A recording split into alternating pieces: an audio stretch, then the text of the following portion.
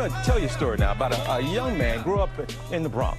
By the age of 14, he was out of the house living on his own. He'd been shot several times by the age of 18. Kicked out of multiple schools, sold drugs. And you know what happened to him? He became a global superstar, a multi-platinum artist with hits like What's Love, Lean Back, and what you're hearing now, all the way up. Everybody. He has now put together a memoir. It's called The Book of Jose. And he is in studio with us now. Everybody, it is our absolute pleasure to welcome the one and only Fat Joe.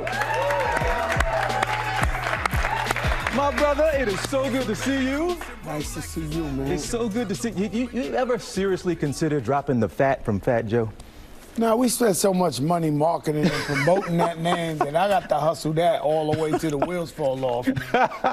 Man, congrats here on the book. Why, man? There is some stuff in here. Is there stuff in here? Look, people knew about you. You've been talking about it in your music for years and years.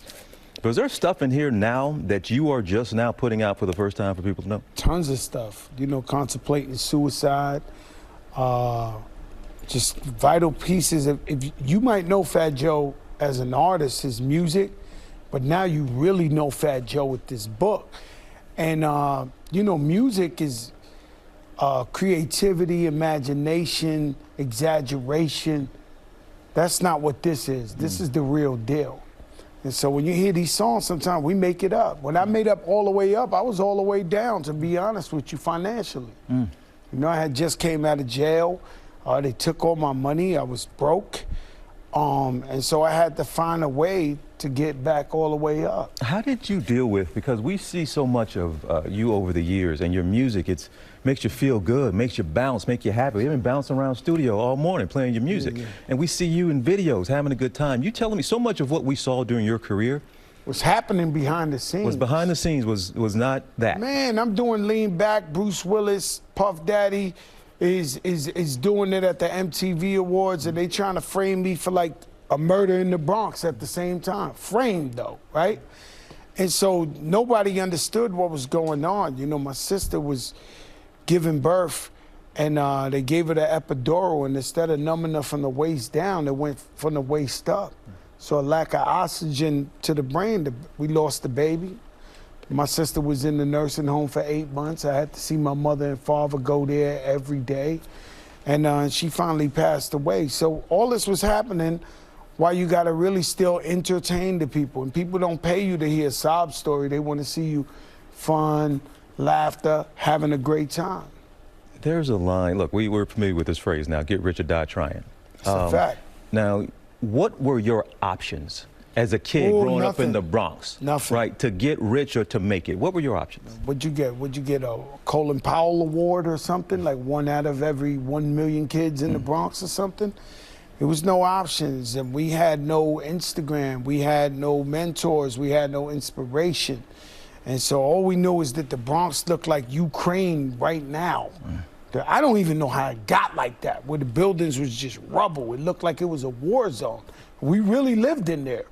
No playgrounds, no, no flowers, you know. And so, you know, hip hop was birthed out of poor people, oppressed people. And so they had to sing their way through the pain. And that's how we started hip hop, and now it's $1 trillion business.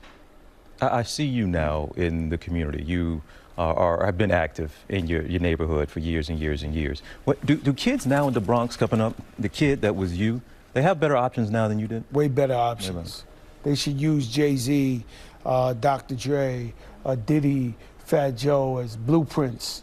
They should get to it faster. They should know more about equity and ownership and being entrepreneurs. Who'd ever thought that a kid like me would go from the South Bronx and the projects to the White House? You know, shout out to Power to the Patients for bringing transparency, but you know, you could see it, you could visualize. And so for me, even me, who I really believe in myself, sometimes you gotta see it to believe it. And so now these kids have seen it. They seen Obama. They seen all this. Now you got to pick up from that. I expect them to be smarter than us. I expect them to be bigger than us, and keep hip hop going on. Hip hop's turning 50 years old this year. This has got to be, that couldn't have been easy to put this book together. Given some of the story, I mean, you know your life better than anybody. You have thoughts and memories and whatnot, but to write it down, to put it down, what was that process like to have to recall some of this stuff? It was so traumatic, so painful.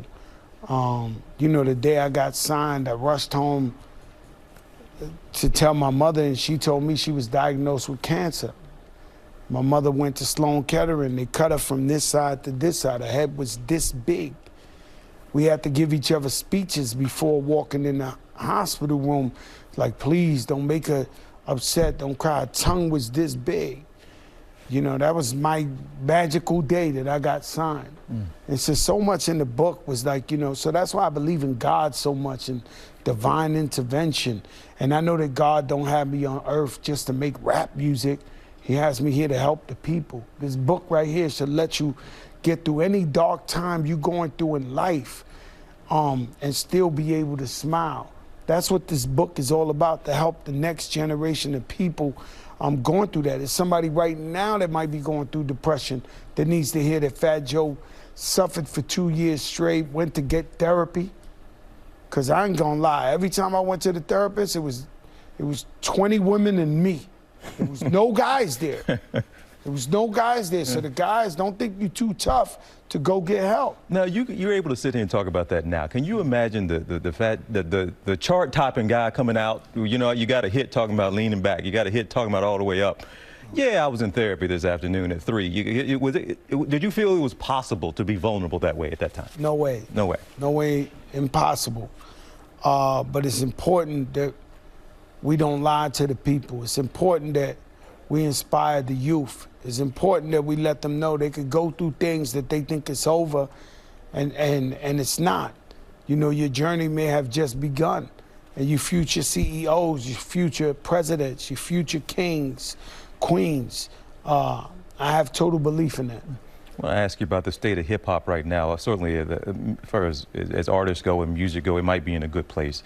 But there's still this unfortunate headline that we see every few months to a year of a huge star dying to gun violence. Every month. It's happening far too often. This guy, Takeoff, rest in peace, he was like Run DMC to us. He was a big deal, like a real big deal. What is that? What is happening, or what has happened, or is just hip hop? It's a part of, you know, it's reflective of everything else going on in society. Is this a lot of self-hate, man, and there's a lot of jealousy, and so social media made it to where, all right, we got to show our lifestyle, how we live. My wife is prettier than yours. My this, and there's some people out there that don't got it like that, that are really, really jealous, and it's sad, it's unfortunate, because even in our time when rappers were getting killed, because Big E, Jam Master Jay, Big L, but it was 2 years apart, 2 years. These kids are dying every single month, but all our kids are dying besides rap. In the streets, these kids are dying like it's normal. And so there's something that we got to teach each other, self-love. And do stuff like the Book of Jose to let them know, yo, you could go through anything. I grew up on welfare. I grew up in the projects. They try to kill me 1,000,000 times, and look at me, I'm still standing here. That's what it's all about. It's a story of triumph and courage. Oh, my brother, you are certainly an example of that. And it's something to see. Look, we all came up on your music. And you and I have got the chance to catch up a few times as adults on the other side. I just want GM to know you ain't the only one with green eyes up in here. You got this thing. You got this thing, huh? Oh. You got these things going on over here. It was going so well. It was going so well. Joe, man, it's good to see you, my brother. You so Always much, a pleasure, man. everybody. The Book of Jose is available everywhere now that books are sold. Right here, close up on the green eyes, folks. Right. Well, hey there, GMA fans. Robin Roberts here. Thanks for checking out our YouTube channel. Lots of great stuff here. So go on, click the subscribe button right over here to get more of awesome videos and content from GMA every day, anytime. We thank you for watching, and we'll see you in the morning on GMA.